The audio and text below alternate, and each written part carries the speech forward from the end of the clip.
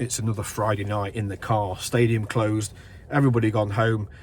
But delightfully, it's a Hull City victory to talk about. 3-1 here at Stoke City. Tim Walter's first win anywhere as Hull City manager, and also a first win for Hull City in 149 days. The last one came at Coventry last season on the 24th of April. And in truth, they deserved it with a really, really good second half comeback, having been 1-0 down at the break when Ben Wilmot headed in a thunderous header at the near post from a Stoke corner.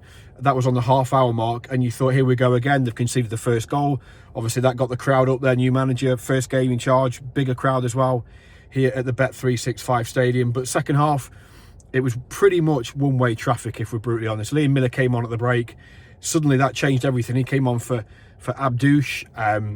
Everything went through Miller, and he was almost unplayable. The first goal came just after the hour. Casey Palmer smacked in, well, it was from a penalty. Beddy had his shirt pulled. Balumi tried to pick up the rebound, was tripped.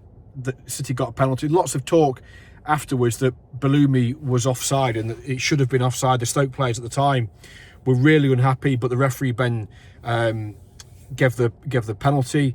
Palmer's penalty kick actually was well saved by Victor Johansson, but the rebound popped up beautifully, and Palmer headed in the other corner, and that was 1-1, and City were back on terms. And I've got to say, deservedly so, because without necessarily troubling the goalkeeper, they were playing on the front foot. Everything was much quicker. They were playing higher up, and they carried a much greater threat than they had done in the first half, where they were restricted to shots from long range. They didn't have a shot on target in the first half. I think they had 6 shots, all of which were over the bar.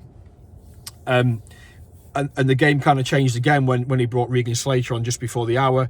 Liam Miller won the ball back, fed Regan. He got into the box, as we've seen him do so many times in a Hull City shirt, and he lashed in the net, and that was 2-1. And suddenly the home crowd had gone from being really, really supportive to being really angry.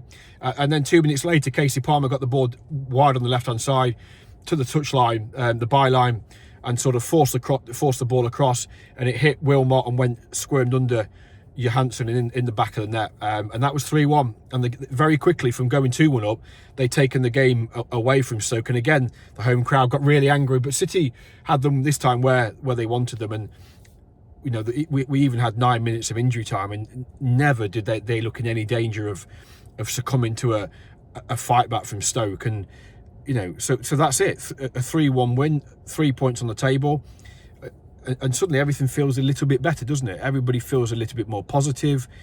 We've finally got a win to talk about, and we shouldn't forget the issues that we've talked about before. That they suddenly haven't gone away.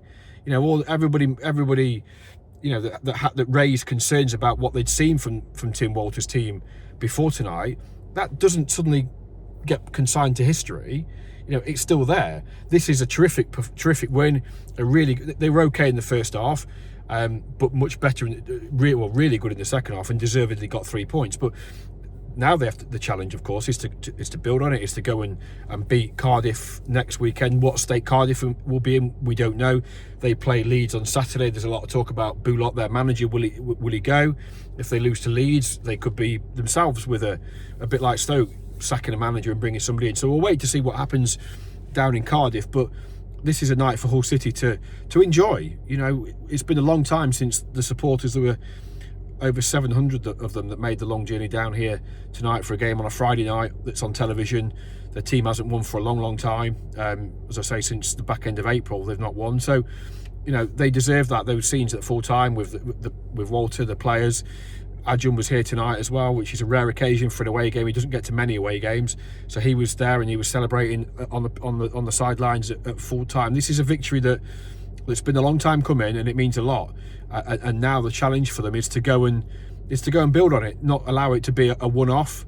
You know, we've just spoken to Regan, and Regan says, but tonight will count for very little if they don't beat Cardiff next weekend, and that is the challenge now, or next Saturday. On what will be a special occasion, of course, it's the 120th anniversary on Thursday. Lots to come on that.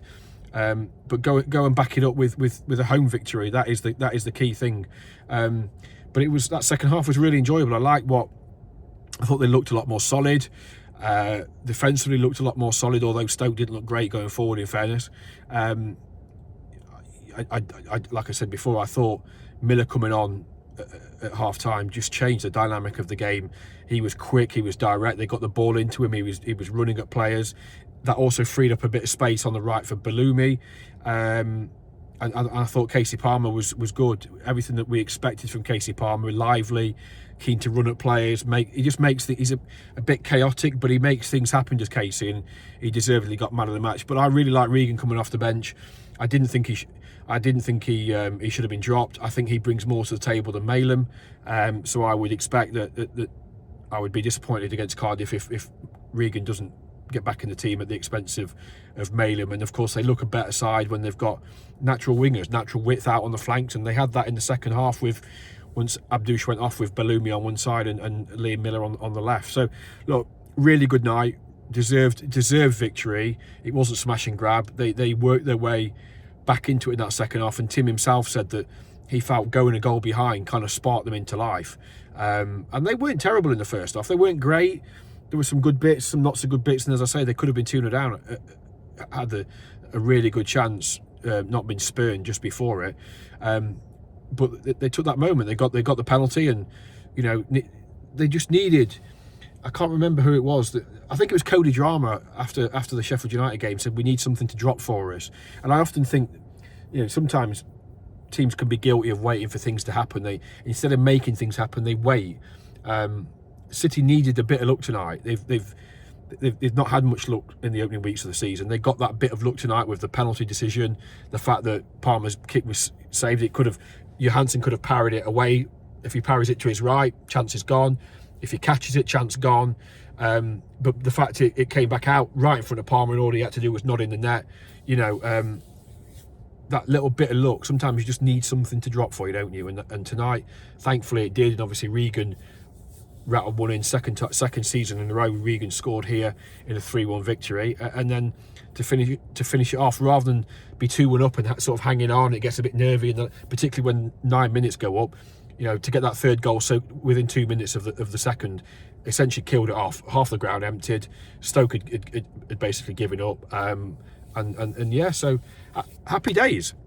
So nice to be able to talk about a City victory, because let's be honest, it's horrible to talk about defeats. Nobody enjoys it. It doesn't do us any favours. Nobody enjoys reporting on defeat after defeat, or draw after draw, or when things are not great. We all want to be we all want to be positive. We all want to be happy and enjoying what we're watching. And tonight was exactly that. But as I say, we shouldn't forget what's gone just because of one result. And there was a lot of negativity at half time. So let's not be, we're not being fickle here. We're being objective, fair, and just reporting and talking about what we've seen over the since the first day of pre-season, really. So, but 3 big points tonight, onwards and upwards. Couple of quick ones. João Pedro, that deal is almost done, we're told. He's expected in Hull on Saturday to complete the formalities of that move. 32-year-old attacking player left Fenerbahce in August, so we expect he will be around the club next week. Zambrano came off injured, no concerns there, despite he also got an elbow from Gibson early on, which could have been a sending off. But anyway, we digress. That's it. The 1904 Club will be out. We're hoping to have a special guest lined up for Monday. So if you've got anything to say, get us on Twitter at the 1904 Club. And so Thursday is the anniversary, the 120th anniversary. Got a few nice bits lined up for that one. And then we'll be back at the MKM Stadium on Saturday. So thanks for watching, everybody. Have a good weekend.